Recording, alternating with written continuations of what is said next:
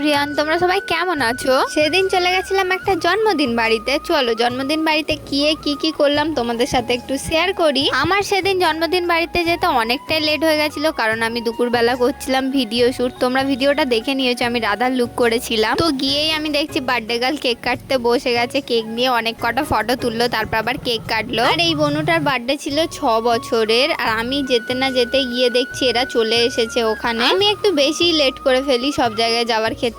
এতদিন তো তোমরা দেখেছো আমি সবার বার্থডেতে গিয়ে ভিডিও করি, আর কিছুদিন পরে আমার বার্থডে চলে এসেছে। আমার বার্থডে ব্লগও খুব তাড়াতাড়ি আসবে। এখানে কেক কাটার পরে স্প্রে ছড়ানো হচ্ছিল।